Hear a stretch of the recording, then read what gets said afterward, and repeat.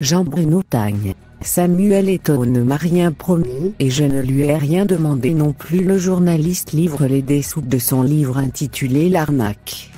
L'arnaque. C'est le titre du nouvel ouvrage de Jean-Bruno Tagne, le journaliste et ex-directeur de campagne de Samuel Eto'o lors de la dernière élection à la présidence de la Fédération camerounaise de football, FECAFO. Dans une interview accordée à nos confrères de Data Cameroun, le journaliste livre les dessous de son livre dont la sortie officielle est prévue ce lundi 11 décembre 2023. Pour bien comprendre le titre de ce livre L'arnaque, il faut se référer au sous-titre. Il voulait redonner au football camerounais toute sa grandeur. C'est simplement l'expression d'une grande déception.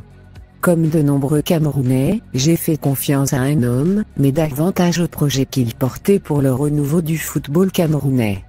Mais à l'épreuve du pouvoir, Samuel Eto'o a déçu. D'où le sentiment d'avoir été arnaqué. Une tromperie sur la marchandise en quelque sorte. Explique-t-il. Des débuts prometteurs. Jean-Bruno Tagne reconnaît que les débuts de la présidence de Samuel Eto'o furent prometteurs. Ces 3 premiers mois à la tête de la FECAFO semblaient prometteurs. Il y a eu une réelle volonté de faire bouger les lignes. Reprise du championnat avec un public qui commençait à revenir dans les stades, valorisation des joueurs locaux avec la cérémonie du Ballon d'Or, et quittera. Le journaliste constate que Samuel Eto'o a été rattrapé par sa volonté de puissance. Il a guillotiné tous qui osaient le critiquer dans son comité exécutif. Guy Baïgatama, Junior Njalakan, et Kitra. Il a tenté de faire modifier les statuts de la fédération pour voler 3 ans de plus en passer par la sanction des élections. Il a fait perdre beaucoup d'argent à la FECAFO à cause de ses fautes personnelles. Il perd presque tous ses procès au tas. Bref, c'est la catastrophe.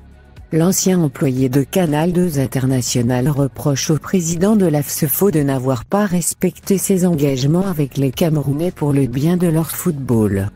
C'est tout. C'est un travail citoyen que n'importe quel Camerounais devrait pouvoir faire. Et ce n'est pas seulement avec Eto'o. Nous devons être beaucoup plus exigeants avec ceux qui ont la responsabilité de gérer les affaires publiques. Ils ne sont pas là pour eux-mêmes, mais pour nous. Ils doivent rendre compte et le leur demander ne doit pas être perçu comme une déclaration de guerre, mais un acte citoyen normal en démocratie. Eto'o lui-même avait promis qu'il rendrait régulièrement compte. Apparemment il a oublié. L'opacité règne en maître à la FECAFO de Samuel Eto'o, tacle le journaliste. Et d'ajouter, un de ses sbires avait dit dans une interview, parlant de moi, que Samuel Eto'o n'a rien promis à personne. Il avait tout à fait raison.